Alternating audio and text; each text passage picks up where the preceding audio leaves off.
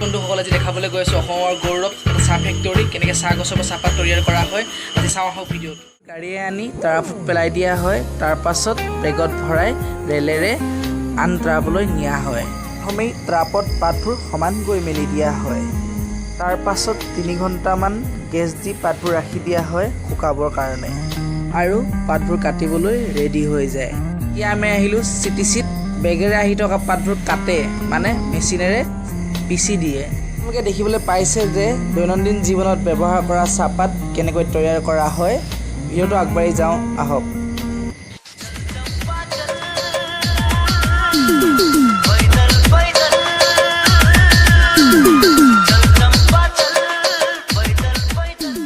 এতিয়া আহি পালোঁ আমি CFMত ইয়াত মেচিনেৰে মিলাই থোৱা আছে চাহপাতখিনি সমানকৈ গৈ থাকে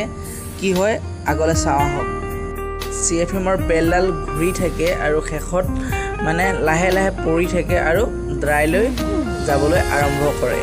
এতিয়ালৈকে চাহপাতখিনি অকণমান ৰঙচুৱা হ'ল এতিয়া আহি পালোঁ ড্ৰাইত কি কৰে চাওঁ বাৰু কিছে ইয়াত উষ্ণতা তাপত গেছ দিয়া থাকে CFMৰ পৰা অহা চাহপাতখিনি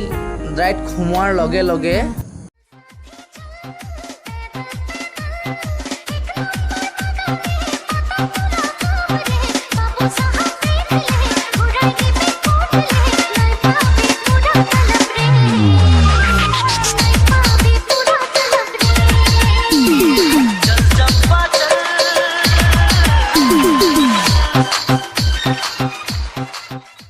পাতখিনি শুকাই যায় আৰু লগতে 5 মিনিটমান থাকিলে সিজি টান হৈ যায়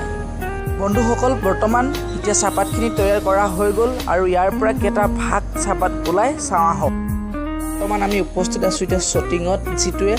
চাহপাতখিনি ভাগ কৰি দেখাব আৰু ভিতৰত সৰু কেইবাখনো জালি আছে তাৰ পৰাই ভাগ হৈ ওলাব বিভিন্ন ধৰণৰ চাহপাত PF BP POP Assame এনেকৈ বহুত ধৰণৰ ওলাই আছে আমি বৰ্তমান চাহপাত খাওঁহে কি নাম আছে গম নাপাওঁ চাহপাতৰ ঢেৰ নাম আছে চাওঁ আহক এনেকৈ বাকচটোত চাহপাতখিনি ভৰাই থোৱা হৈছে প্ৰথমটো BOP Assame PP PF PD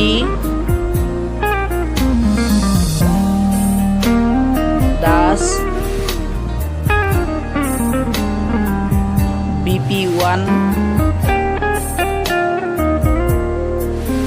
PF1 Das 1 লাষ্টটো BPS আৰু সোমাই থোৱা চাহপাতখিনি উলিয়াবলৈ তললৈ ব্যৱস্থা কৰি থোৱা হৈছে আৰু ৰাতিৰ কাৰণে বাকীবোৰ ঢাকি থোৱা হৈছে চাহপাতৰ পৰা কেনেকৈ চাহ বনোৱা হয় সেইকাৰণে আজি ভিডিঅ'টো বনালোঁ ভিডিঅ'টো ভাল লাগিলে শ্বেয়াৰ কৰি দিব আৰু মোৰ চেনেলটো ছাবস্ক্ৰাইব কৰি দিব নাপাহৰিব ধন্যবাদ